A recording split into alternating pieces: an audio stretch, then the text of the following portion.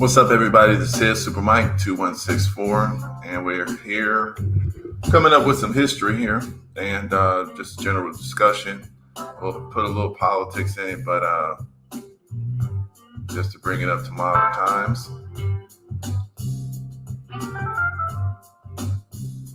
But we want to go into some of the organizing union history.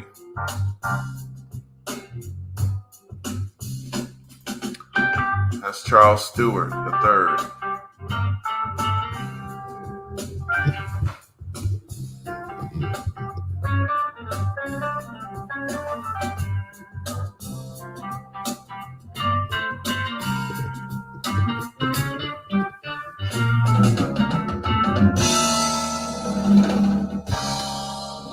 What up? Press the thumbs up button, guys. What's up? What's up, Leroy? There you go. We're going to get into a little politics later, but first we'll go over a little history. Hang with me for a second. I want to get this history out.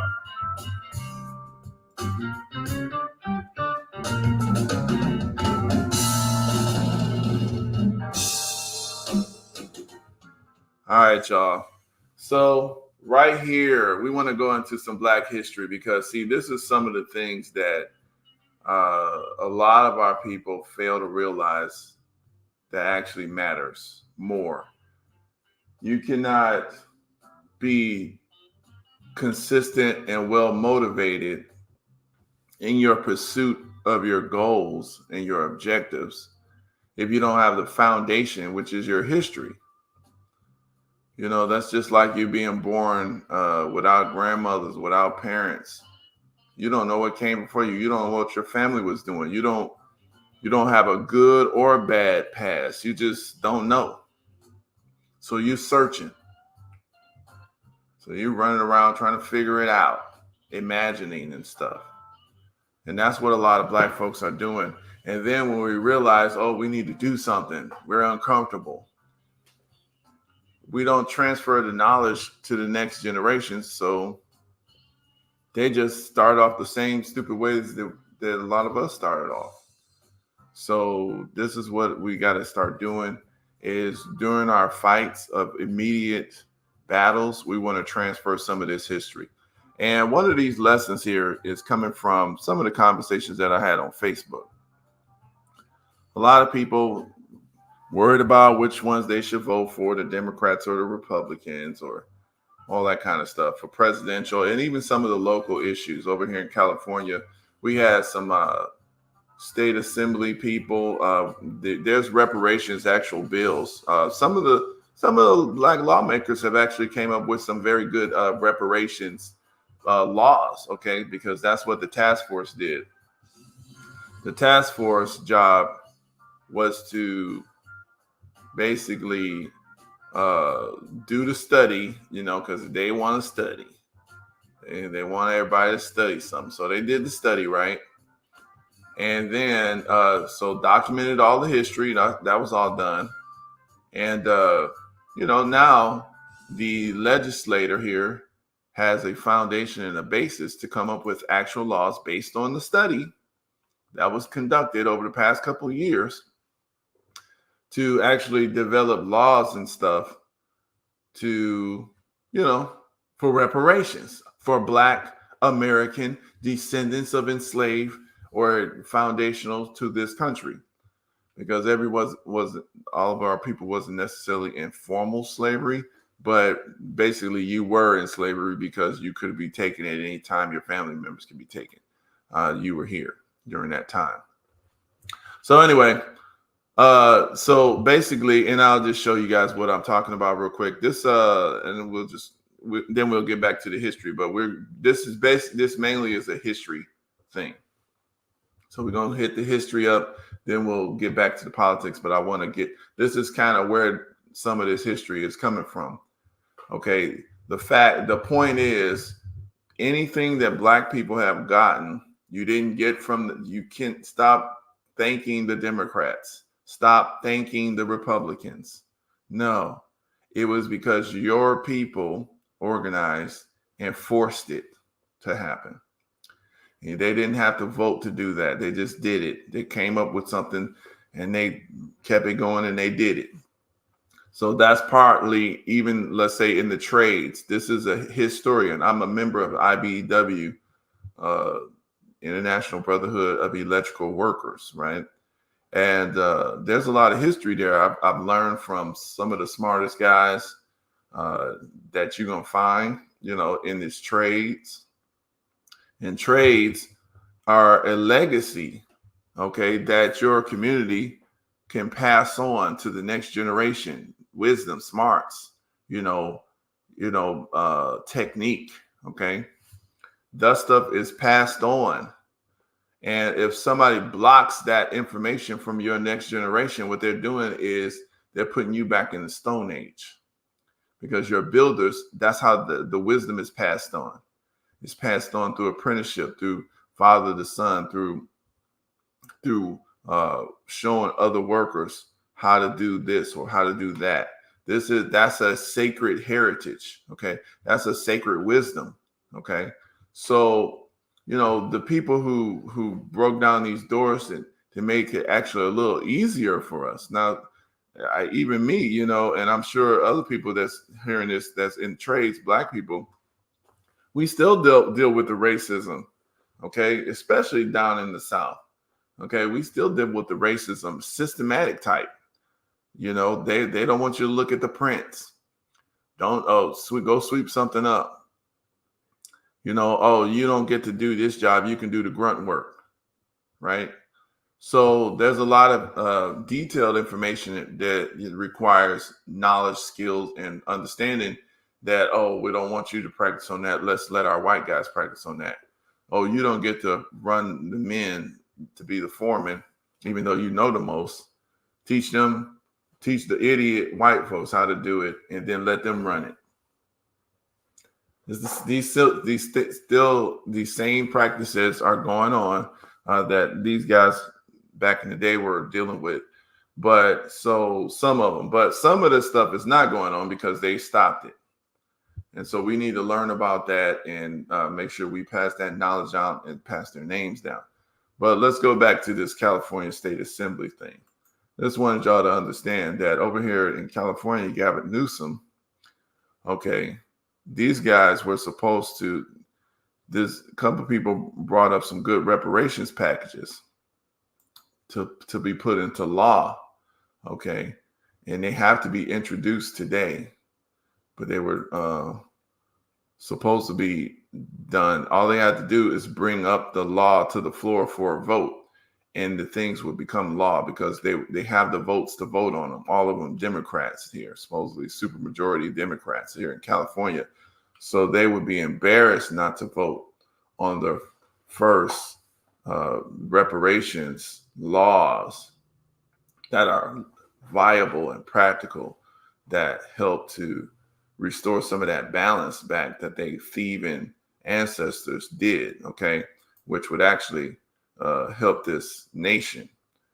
But look what they did. Let's see what happens here. We're going to go through a little bit of this. I want to share the screen. I just want y'all to see people's faces, all right, because this is where it's going. So these are the California, legislative Black Caucus members, right? This is them. Any one of them could just introduce this bill, these laws, for a vote on the Sacramento floor. They're up there. They'll be up there at about 2.5 hours. 2.5 hours. They'll start again today. So you got Lori Wilson, Stephen Bradford, Isaac Bryan, Akilah Weber. These are kind of black people too, some of them. Maybe Kevin McCarty, kind of suspect there, but never know. But Mia Bonta, Christopher Holden, Dr. Corey Jackson. Okay. Now, everybody does not like Reggie Byron Jones Sawyer. They say he's one of the biggest bootlicks that you can find. He's a very bad person. He sabotaged a lot of stuff for Black folks. So focus in on Reggie, but really any of them. I think Mike is the one who wrote the good laws, the laws. A couple of these brothers, I gotta get them right. So all of them not sellouts though. But I guess the way that Reggie set stuff up, this guy is like, there's a lot of weird stuff that they do, processes in politics there. So we're gonna get into it. Shirley Weber, she was on the task force for reparations and they made it lineage based. So I know she has done some good stuff.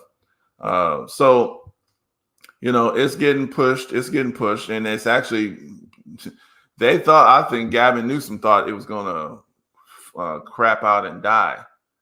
But it's actually a nice professional method, and a lot of Black people push to make this thing come through. So this is the call to action. So here it is. Reparations call to action demand the California Legislative Black Caucus and California Governor Gavin Newsom sign lineage reparations bill SB 1403, the Freedmen's Agency. So you need an agency to oversee and make sure the right people get the right stuff. Okay, we don't want any old just Black person from anywhere that's not even in our lineage, who's not descendants of the enslaved in America, to be coming up there just gobbling up $5 white people and these weirdos that's coming from different places and just getting the money. So you need that agency that's ran by the Black people from our lineage, right? And we know who to appoint. So you got to have that agency. That's the 1403 law. And then the 1331 reparations fund. One of the laws there is anybody that they know that has had their property taken. Okay, you identify those folks and restore their property. So that's a law. So sign that. What's wrong with it? It's not going to hurt nobody. It takes $12 million to say they don't want this. So Gavin Bootlicks, come to my rescue. So he called somebody, and I'm sure he called Reggie. I don't want this thing even appearing on the floor. I don't want to see this. I don't want to go on record as going against the Black reparations, right? I don't want to go on record to go against the Black reparations. Bootlicks, save my ass, right? So so this is the battle, right? We always have to battle the battle of the real ones versus the bootlicks, right? So the Black folks, we got to get together, we got to protest, and we got to do other stuff, which, I mean, that shows you that this ain't our thing, because it's like they're not trying to root for our success as citizens. They're trying to block us, right? We got to fight for money. These people come here. $12 million is nothing to start a professional agency that will make sure that our people get our lineages done, that will have our genealogies done professionally and documented, and will make sure that the right families get the reparations and stuff that's deserved, right? So this is a professional manner in which to do this here. So they're scared now because this is actually, they can't just laugh at this like they used to.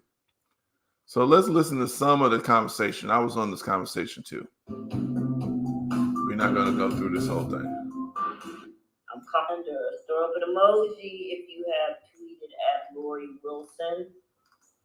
Okay, so Lori Wilson. If not, could you do so? Thank you. So Lori Wilson must be a problem. Yeah, I want to say this real quick, and I'm gonna let y'all be up to the floor. There she is. I gotta send these tweets out. She's the chair. This is one of my biggest concerns and one of my most serious olive branches to Dr. Darity, right? Because the federal focus keeps us centralized and focused. And not against these state acts and the reparations on the state level. I'm not against none of that. but I do know this process of spreading us thin, having to fight the same fight in every state, right, is nonsensical, because we literally are gonna have to deal with the same shit in New York, even if we win the lineage fight. Still gonna have to deal with the same shit. They're gonna undermine the bills, not even gonna want to walk the bill to the floor. The bill gonna get, then it's not gonna move, right? But there's a bill moving to Gavin Newsom's desk that is $150,000 and it's available for illegal immigrants to get housing, right? Some shit in this stuff is an obvious reality that these people, especially the Pan-African-centered mind in these political spaces, is truly against us and truly not based on true quote. All right, so I'm gonna have to move you down, bring you back up. All that fucking. So some people were coming in. Now, this sister was actually at the state assembly where they were having a meeting yesterday. She was recording this space, and she was reporting as she was seen. So this is citizen journalism. Okay, this is not on your news. This is not on your national news. It should be, but it's not. Unfortunately, you have to come here. That's why it is good to have X. It is good to get on some of this stuff, because you're seeing now there's a different animal here, because a lot of stuff as it comes out, it's not actually true the way, so you still got to check it out because it's raw information. But it's here. So this is what's happening. All right, I'm gonna play a little bit more of this. Like I said, I'm gonna tie this back to some of the history that I do want to go over today. Let me go to where I was talking. They were speaking some good stuff here. That's why, as yeah, but the problem is y'all trying to ride on the else. back of California. Y'all come from places with a bigger black population in California. Why you y'all have trying to 2 ride on the million back of people California? out there. You might be spread out, but you still got I'm the in Houston now. I don't live there. I left 15 years ago. I'm from LA. It's still absolute. Don't But look we at got the a larger percentages. black population here. We make up 33%. Where's here in here? Houston. I don't hear shit. Number. What's the actual absolute number? Forget these percentages. And this is the headline, because a lot of our people don't know how much money they stole from us. And the fact that they are continuing to give illegals resources while denying us stuff that they stole from us, this has to be the headline in the story. In all of the comment sections, we got to blow all this up. I went on Jermaine Dupri's post, since Roland Martin wants to, school him about how, the government works and all that bullshit. I put that in the comment section. I tagged him up and everything. We need to do that all across the board on all of these places that we're posting in the comments, and put these people on blast, name them specifically. So like the Tina McKinnon, she needs to be named specifically. Reggie Jones Sawyer needs to be named specifically. And anybody else who is sabotaging us. Damn, good job. Yeah, I totally agree with that. Totally agree. Black Knight, I think you had your hand up, and his son, welcome to the stage. I just have a quick question.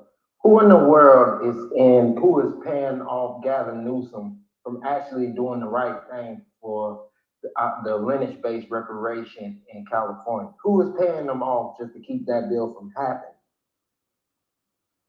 He probably just doesn't like Black people. That's the first part. Somebody said just general anti-Blackness, liberal, progressive, racism. But the other thing, if you want to really get conspiratorial about it, I look to the election and the person we have being propped up in front of us. We've got the OMB fight for a designation. We are just causing all kinds of problems. And then the establishment of an agency with a genealogy, oh my God. I don't even think they're that sophisticated. They're not even thinking about it like we are. I know they're not. Which is even more, or it's not more, kind of. it's unfortunate that it's over some petty BS, plantation politics like BS between, Bradford and the Legislative Black Caucus. That's what it appears to be, and they're all pointing. It's like a circular firing squad. And they're all pointing at one another. I think that the Democrats and Kamala Harris are going to pay if we don't get the result we want, which is both of those bills passed and signed, passed today, but definitely signed by Governor Newsom. I think that the Democrats should be punished at the polls. I personally. See, the person who's doing this, the person who's low-key leading this is a person who's termed out and a person who lost his recent election for city council, right? He's termed out of state assembly and he's a career politician. He has nothing going for himself outside of being a career politician. And so he, was turned out of the state assembly. Now he lost, he came in dead last in the city council race, right? People who have never run for office before beat him by wide margin. And so the person who low-key is also a part of this analysis in terms of holding this up is Reggie Jones-Sawyer. And he really doesn't have any incentive in terms of like, oh, let's pressure him, and say we're going to hold you accountable next election season, because he doesn't have a job. He's just a bad person. I'm going to just be honest. Like, some people aren't motivated by shame or, you know what I mean? Like, some people just, they take pride in just being a funky soul. So, so just to give some context, Reggie Jones-Sawyer, he introduced a bill during the task force called AB 2296, which on its facially would have extended the life of the task force for a year. But because he's sneaky, what people really didn't know, right, he added an amendment to that would not only extend the life of the task force, but would also provide allow for a provision to remove task force members, would allow for appointing officials to remove task force members at will, because the task force appointments were lifetime appointments. Once we were appointed, we couldn't be taken off, but for some extenuating circumstance, right? And so he not used his power when he abused his power to bring a bill that on its face, and he lied to the public and he lied to the assembly, right? On the floor, he wasn't fully transparent about all the amendments. He just said, I want to extend the life of the task force because we're doing so great. We have some more work to be done, and But it was really a ploy to try to get the lineage-based advocates off of the task force. Luckily, because we were organized as a community, we got the governor to veto that bill. Right. And so Reggie did not get his way, but he's acting similarly, behaving badly, in the same ways. And if people actually follow his career, internally, he is known to have a reputation of kind of behaving badly in a sense. So these are elected officials. Not all elected officials are really in it for the right reason. Or at least not all the time. So just wanted to kind of share that tidbit as well, that Reggie Jones-Sawyer is factored into this because he is the floor manager and for the assembly. So he can bring the 1403 up because that's his Ms. Moore. responsibility. Ms. Moore, can I ask you a question? So that right there, who was speaking is Camilla Moore. She was the chair of the reparations task force in California. And the people supported her. She had grassroots support. She stood pretty strong. She negotiated, but she stood on business. And of course, the establishment was trying to get rid of her. But it was interesting to see how the grassroots was able to protect her in that position. And was able to see it through. So that's a great lesson for national that you don't have to compromise your foundation of what you're doing. And you know, like these people have limited power. You can be protected by your grassroots if you guys organize and stay connected. These spaces here and other ways of communication, kept a real communication line between her and the people were able to see what the hell was going on. And it actually built up a following of activists, and people knew what was going on, knew that she wasn't lying or playing tricks or this and that, knew who was doing what. Okay. And so that's the reason why this is a very good lesson for people who are trying to do. And what I really wanted to do is I was trying to find my spot where I was talking about, we basically need to know history, because some of the people are just angry and they're just wanting to just make a red wave. And some of them saying they don't want short-term, long-term solutions. They want short-term solutions and all that kind of thing. So I was just saying the education piece is part of, the solution. Because if you're just doing these short-term solutions, then the folks that you're up against, they literally plan for, decades and decades and decades before they even say, anything to you, or before you even know what they're doing. They plan on this stuff. Okay. A lot of our people don't even know how this is done. Right. So anyway, let's go into some of this here. I want to go into our brother Charles Stewart. This is IBEW history, and really it's just Black history. But the IBEW endorsed Kamala Harris and Joe Biden, and then they endorsed the Democrats and stuff like that. So people are thinking like, oh, well, that's, that means that they're better than Trump or the Republicans or all this type of stuff. Really, it doesn't matter. Okay. And some black people are saying, well, you're lucky that the union took you in or what have you. Well, let's go into the history of it. So let me see here. I don't know if I want to do Charles first. Let's do a little bit, because actually the first person that I've been able to find to be able to integrate into the electrical union.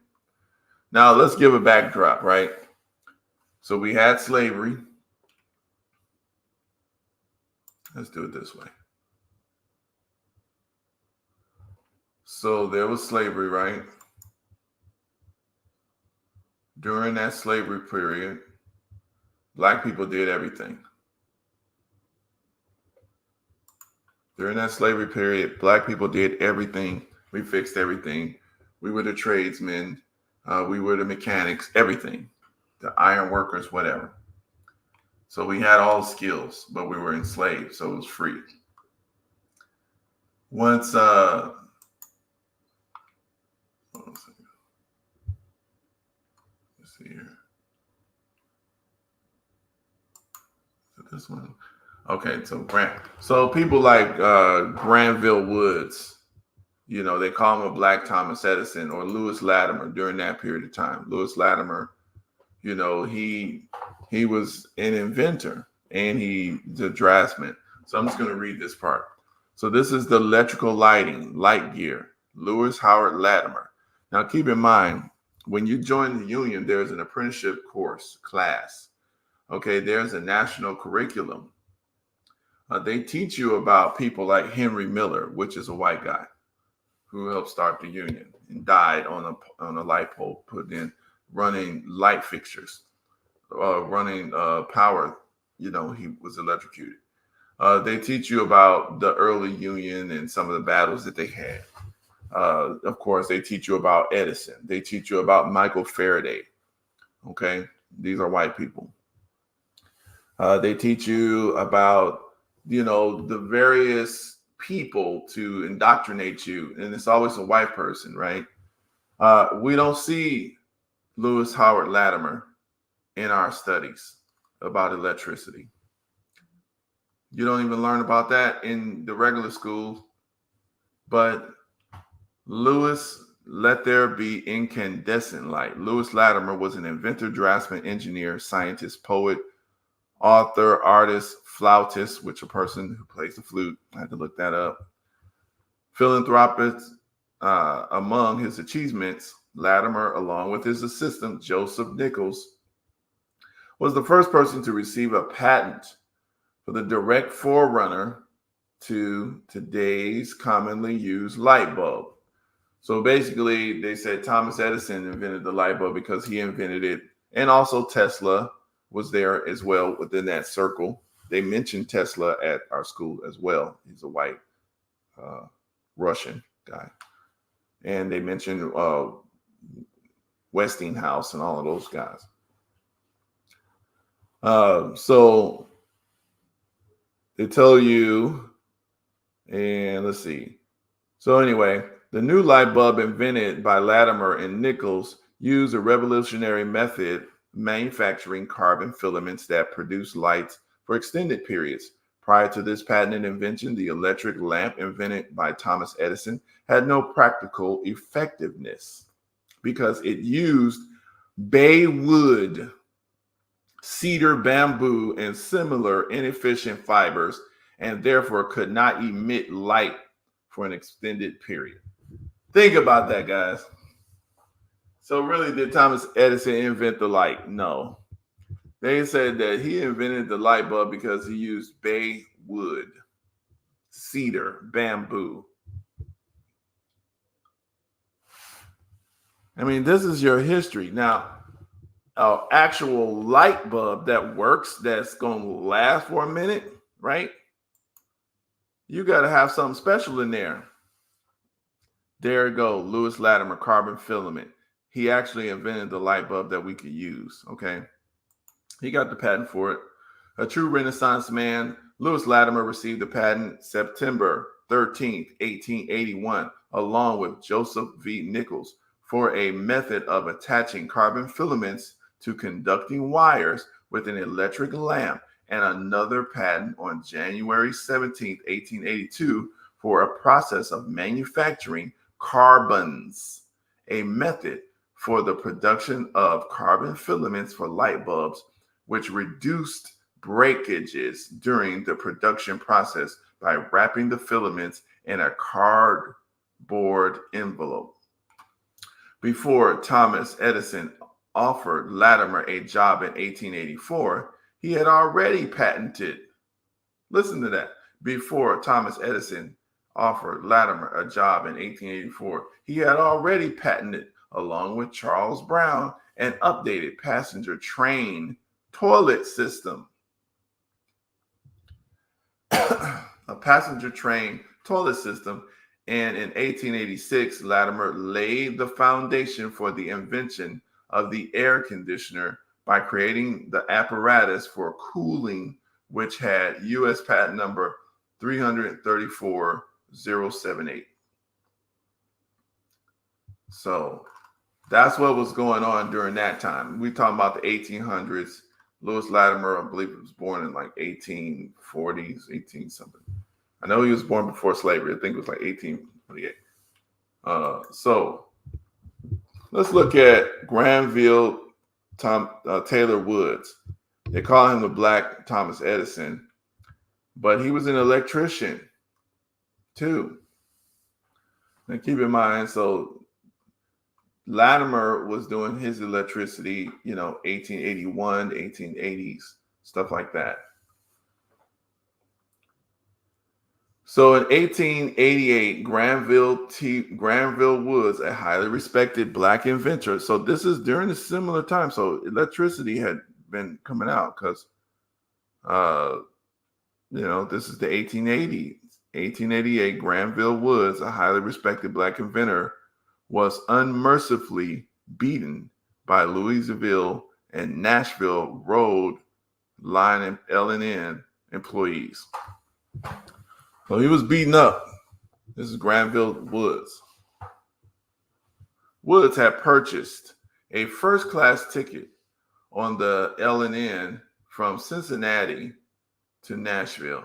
And during the first leg of that journey to Louisville, He sat in a relative comfort in first class.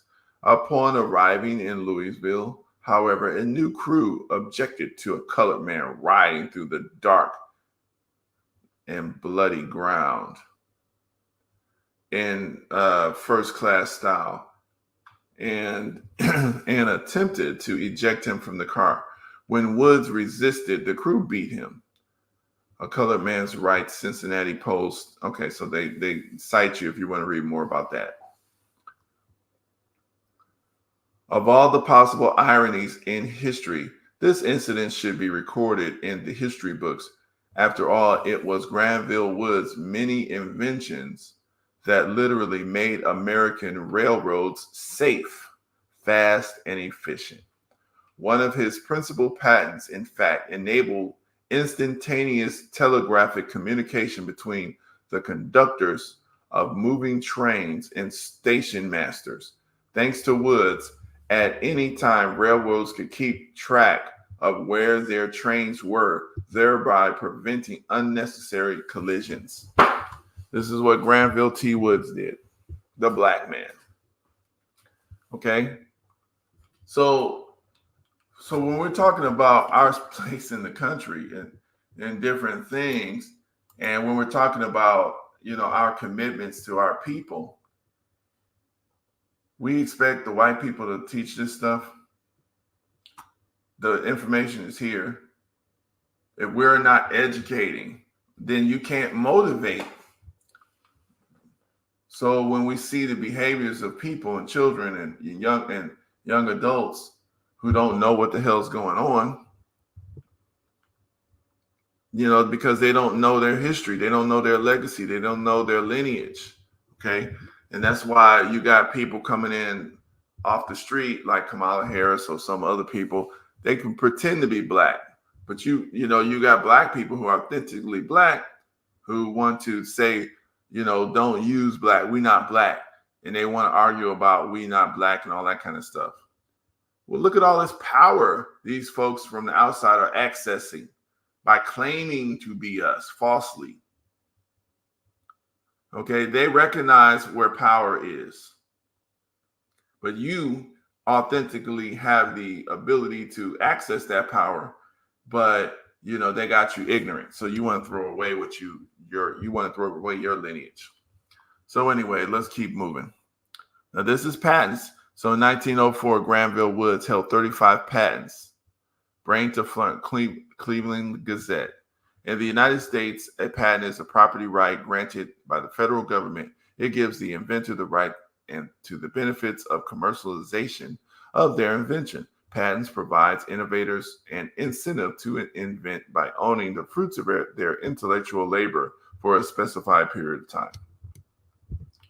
So despite the huge hurdles in history for when they call minorities, they're black people, in obtaining patents, okay, Granville Woods was one of the most noteworthy black inventors of our region, as well as the entire United States.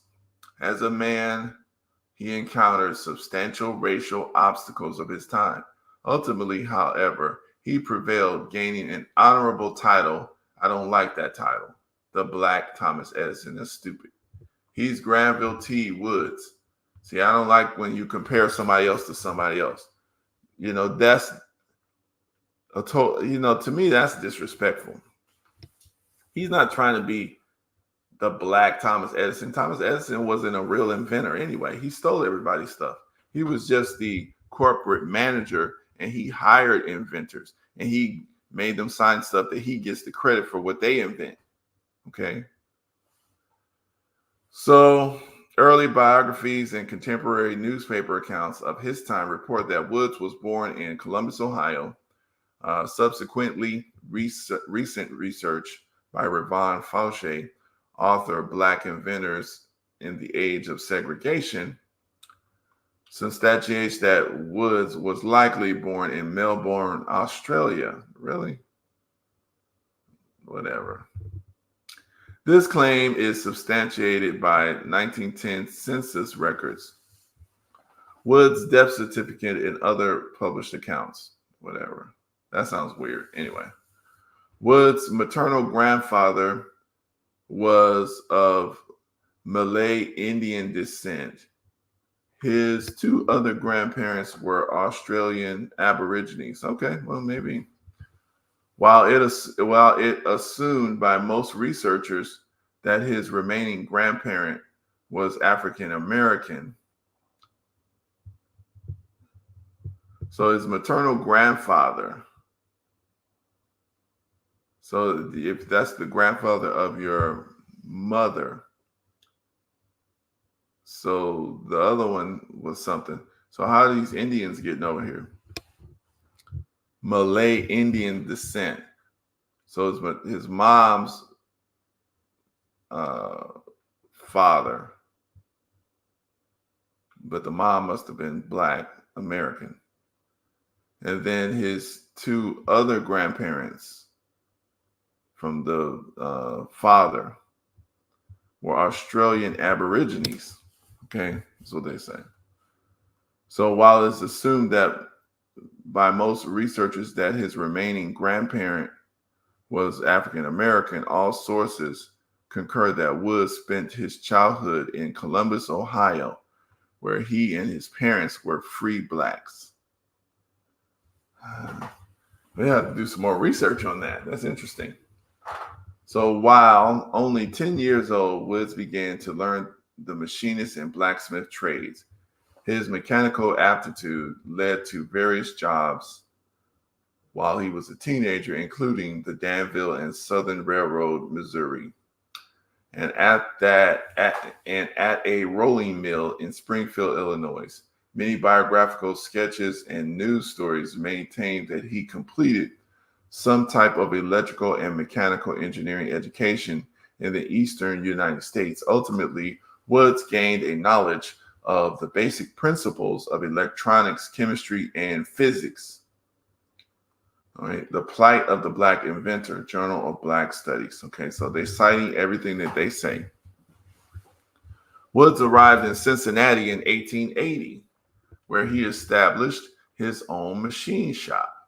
Soon he began to tinker with an idea about inductive communications, okay, sometimes known as wireless telegraphy. Wood's most significant patented inventions were developed in Cincinnati, including an apparatus for transmission of messages by electricity. So there you go. Transmission of the messages by electricity. That's in 1885. So this is electrical. And this is the basis. This is the foundation of the electrical industry. It's the foundation of the communications industry. Okay, so we got one here, the electrical. He wrote the book on incandescent lighting. He literally wrote the book on this. Thomas Edison does not have a book on this. And then you got Granville T. Woods.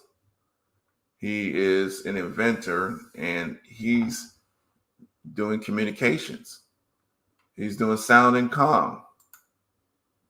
This is in the 1880s. Okay. So these are things that Black folks should know. We're the foundation of this thing. Now they want to say Westinghouse and all that, Alexander Graham Bell communications, but who drafted up Alexander Graham Bell's, drafts? It was Lewis Latimer. So he actually set up the stuff for Alexander Graham Bell as well, the drafts stuff. And we can get into that a little bit later, but I just wanted to give this foundation here. So you literally got Black people at this point during the foundation of this industry. So the unions coming in at this point in time anyway, because you got to realize that they're at this point in the 1880s and 90s, they're actually kind of mad at Black people because they have to pay Black folks. So they're in the process of bringing in all of their immigrants, just like they're doing now. They're bringing in their immigrants because black people won't behave properly and let them continue to steal their labor. So they're bringing in all these immigrants from Europe and all this stuff so that they could, become the new labor force. They're forming these unions, and these unions, AFL-CIO, Sam Gompers, and all of these folks, they know that their job is to make sure you block out the black man, because the black man is the one that knows how to build everything, especially at this point in time. So we want to take that knowledge from them. We want them to lose that information so that they will be weak again and ignorant, and they won't have leverage over us. See, your wisdom giving you leverage. So here you go, Charles Stewart. Charles Stewart was born August 7th, 1910. So you got to look at it, so this industry was being invented. 30 years later, you starting to get kids born. Charles Stewart, Sam Taylor, stuff like that. He was born in Alabama. The white folks during that time, of course, they were being, very horrible. A lot of black people were going to the north for opportunities. So actually, I want to try to. So we're going to look at some of this here. I wanted to now Charles. He joined the IBEW.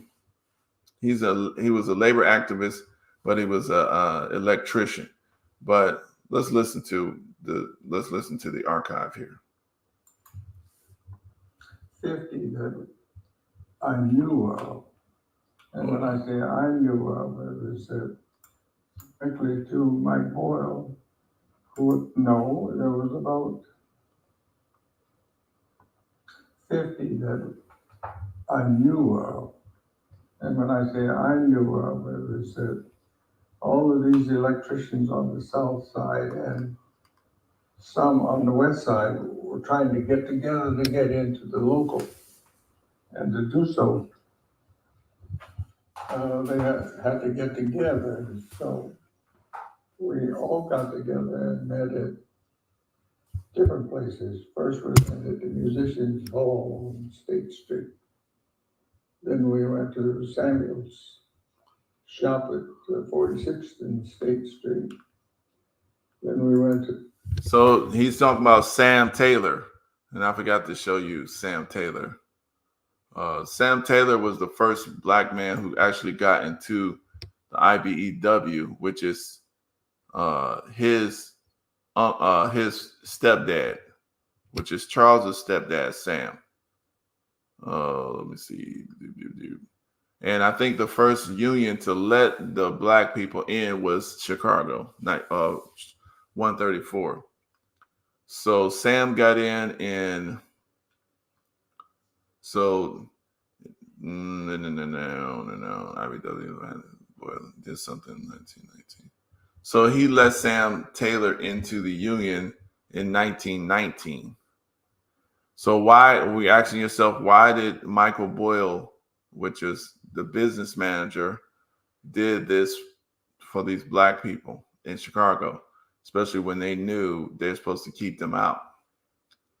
So let's keep listening. To the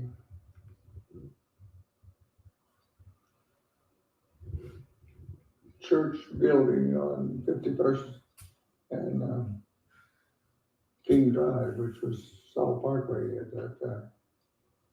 And we meet at different places and whatnot. And of course, the electricians were about 50, something like that.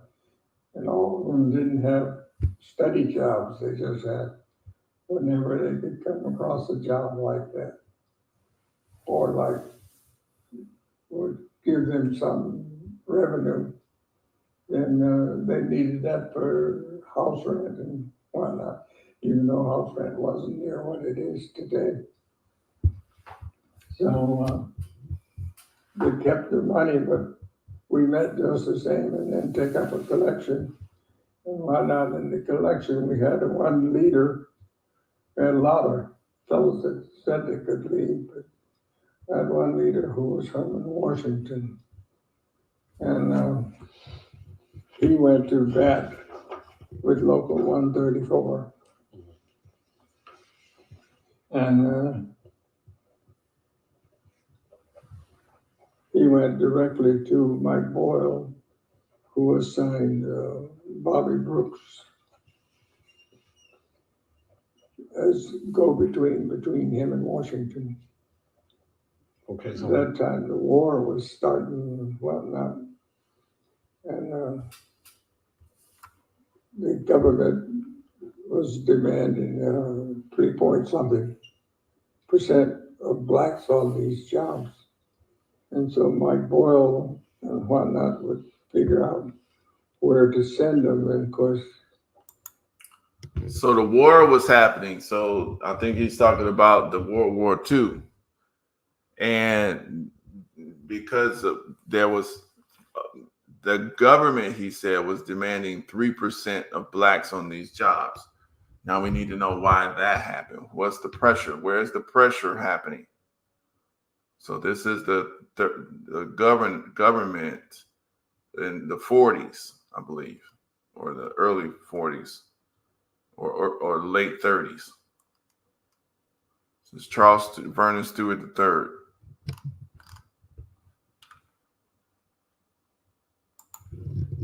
Washington had filled up a crew, and I was the foreman.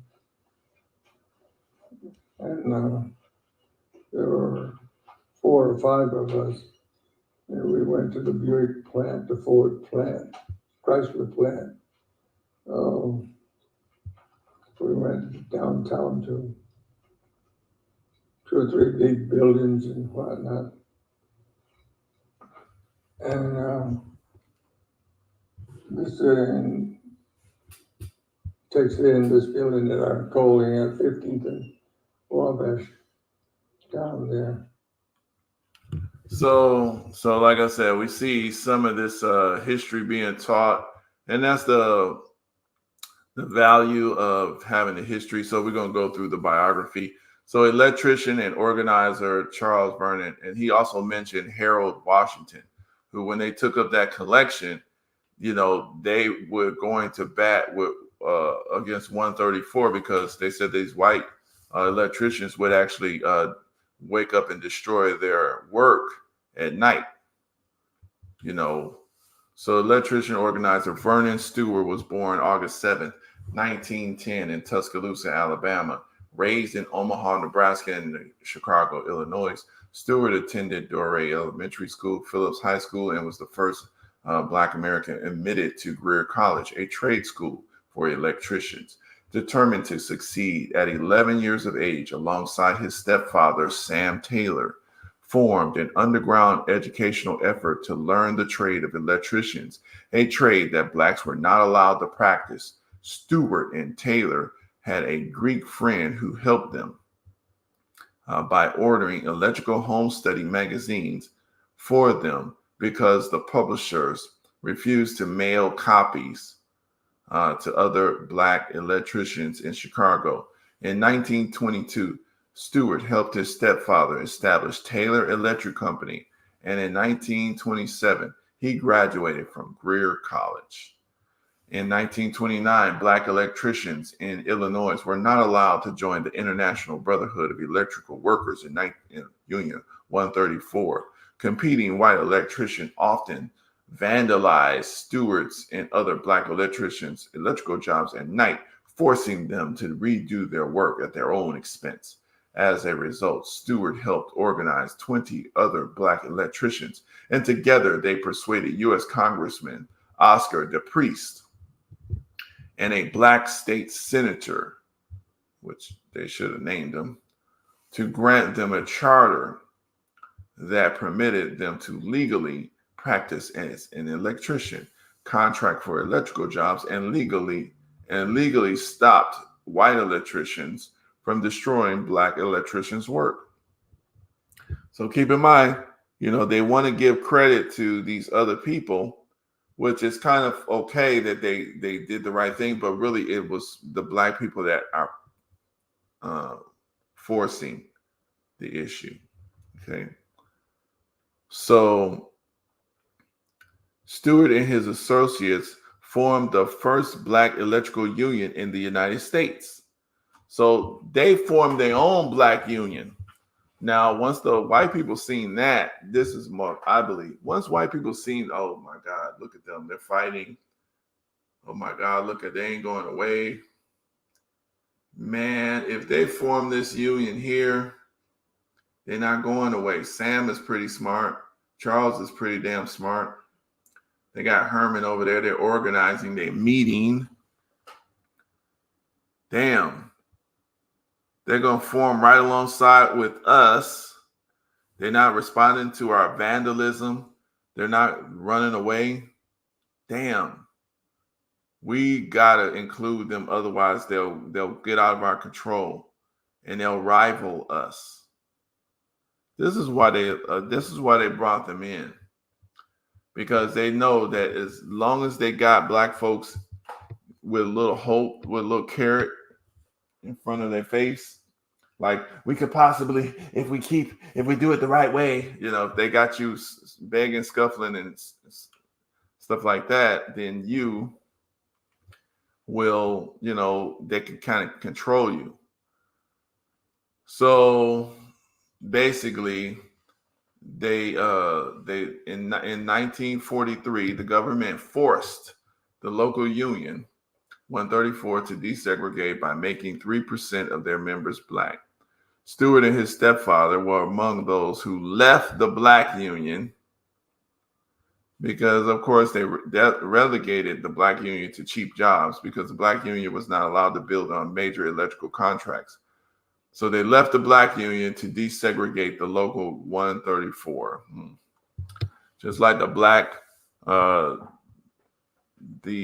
Negro League was disbanded so that they can include into the white baseball, which is nothing now, who looks at baseball. Stewart was hired by Berry Electric in 1942. This is during the war now. This is the World War II. And soon became the first black foreman on one of the largest electrical contractors in Chicago. Stewart built a racially integrated team of electricians capable of completing large jobs such as Jewel Grand Bazaar. Stewart also built the electrical source box for the River Oaks Shopping Mall in Calumet City, Illinois. Stewart, who retired from Berry Electric after 37 years, remained a resident of Chicago's South Side. Charles Stewart passed away February 13, 2006, at the age of 95. So that's Charles Stewart. But I do want to go into, now keep in mind also Sam Taylor, which was his stepfather. His company is still running, Taylor Electric.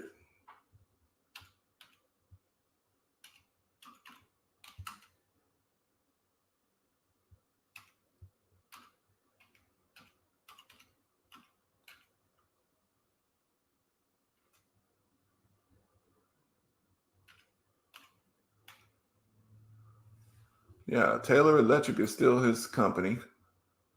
That's their company. They open right now. They close at 12. They did Soldier Field. The CEO's there's a black woman. Even in their they make sure all of their pictures, if you notice, they got black people in it. Black people. So this is still a black-owned company, ran, and there you go. They're a professional company. This was done 100 years ago. So the thing is, what I say that to say is, a lot of times we hear about black history, we always want to hear failure. They always want you to hear, oh, and they were destroyed or something like that. No, they wasn't destroyed. They're still here, running strong. 100-year-old company, 100. Look at that. They're proud to be 100 years old, 2022. Taylor Electric Company since 1922. See that? This was the first black man that was allowed to be in the union. So he had to fight that. Now keep in mind, like I said before, we know that Lewis Latimer, Granville T. Woods, that we were at the foundation of this entire industry, but they wanted to block us out of the actual money making, the business part, like we were stupid. We made up the stuff. So, you know, later we're going to go. I'm going to do a part 2. We're going to do some interviews. Look at some of the interviews. Aubrey Williams. He was the first black electrician to be let into Local 11 out here in Los Angeles. He came from 134. See? So the black people that's why they let those black folks in, because like if you look at, you know, Aubrey here, let me show you Aubrey. And they were training each other. See, this is what a lot of folks, this is what those local organizing unions didn't like. See, these black people were training each other how to do this work. Come on now. And I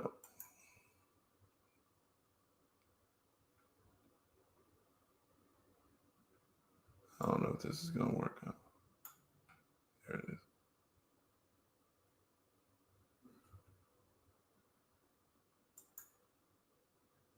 Anyway, it's not playing right.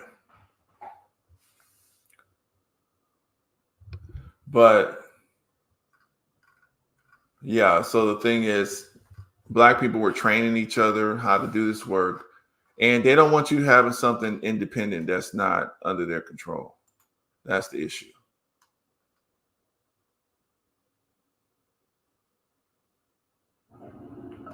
All right, so that's Aubrey. I had some experience where I was running a big job, and the fellow used to ask me and say, "When do you work?" I said, "What do you mean, when do I work? I'm working now." He said, "Well, I see the other guys working." I said, "Well," I asked him about the big white superintendent of the whole job. I said, "When does he work?" "Well, he's superintendent." I said, "I'm just like him. I'm the head man on my job. And the fellas, all I do is tell them what to do." And I had a run-in with some iron men. We had a slab job to do, and they were putting their bottom steel down. And I had to run my pipe in. Now look at that. They're worried about him. What he doing? They should just do their job. But see, this is what these white people do, and they do this on the jobs to this day. Some of them. First, and after they put the bottom steel in, they were putting the top steel down. So I said, "Wait a minute." I said, "You can't put your top steel down until I get my pipe in." And "Oh, well, look, we can't wait on you." I said, "Well, if you put your top steel in, I'm gonna pull my men off the job." And he went to the head superintendent, and I told him, I said, "Well, he had to leave his top steel off until we get out." I said, "He can do something else. He can go and put some more steel over there." I said, "He's bettering his job by putting his top steel in while he's over here. He can put some of his bottom steel over here, but he's trying to save himself some time." And evidently they must have called the boss up, and he told him I was running the job. So the man stopped putting his top steel in. See, they forgot that I was the head foreman on that job, and we got together. But I've had some fellas come out and I had some apprentices to come out and tell me how to run the job. His father had been a union man for many years, and he tried to tell me, say, well, hey, wait, you can do it this way, you can do it that way. I said, there's a number of ways it can be done. But suppose I listen to you and you tell me wrong, and I tell the boss that my apprentice told me that. How would that look? I said, now if I tell you wrong, I'll take the blame for it. But I said, do it my way, and I think that everything will be fine. But I've had... I literally had this happen on this job that I'm on right now. You got this one apprentice, this dude, this is his first job. He's trying to tell people how to do something. I'm like, man, you need to. And then the foreman, he don't want to be no foreman. It's funny. These jobs are funny, but this is construction. But we do need to know the history of this stuff because it's very important. But anyway, I'm gonna cut this off, because I think this is a good hour. We're going to do this one again probably next week, or we might do a part 2 a little bit later. But I did want to come in with some of the history. I wanted to do some of the modern stuff just to show why we do history. Because if you don't study your history and see what people were fighting for before you even got there, then you don't even know why you should be organizing. How did they organize? They met at churches. They got together. They put money together. And, like right now, there's Black people doing work. Black people in unions know that we need to organize and have our own separate group. Because these people, they're clicked up all in these unions. We don't vote like them. We don't do stuff like them. We need to make sure that our guys are getting money. Inside the IBW and other unions, you got a thing called fleas, which is a union within a union. Yeah, exactly. This is their culture. But see, Black people, we need to understand that we have organized as well. But we keep letting them buy us out, and we don't redo it, and then we lose all the information we knew about. Okay, we don't learn about our guys. We don't learn about, like in Atlanta, you got great electricians like Robert Byrd,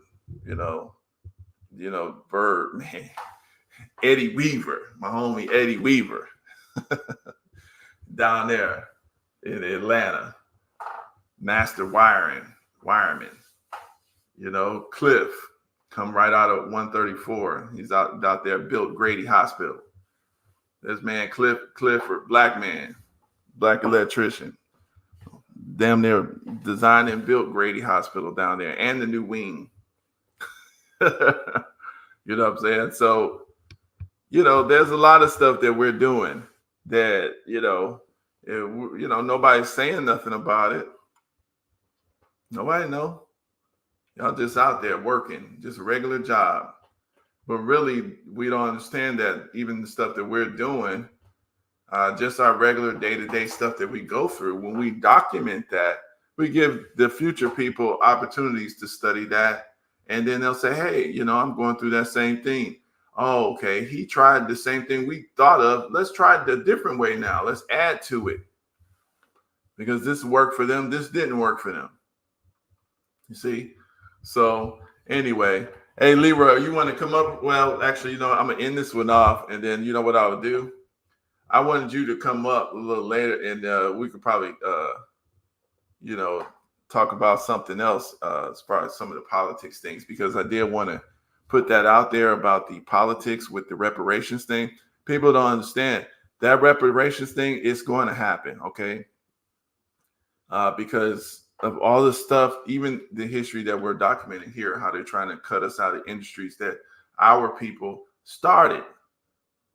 Right from the beginning, they sit up here, lie, and come up with something. How you gonna say that you invented the light bulb and you put wood in there? And here's a man that's right here that put a carbon filament that burned for years.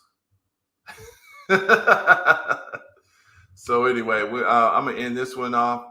Make sure you guys share it, press the thumbs up. Make sure you share it on all those history little platforms or whatever. Hey, and Leroy, you need to come over.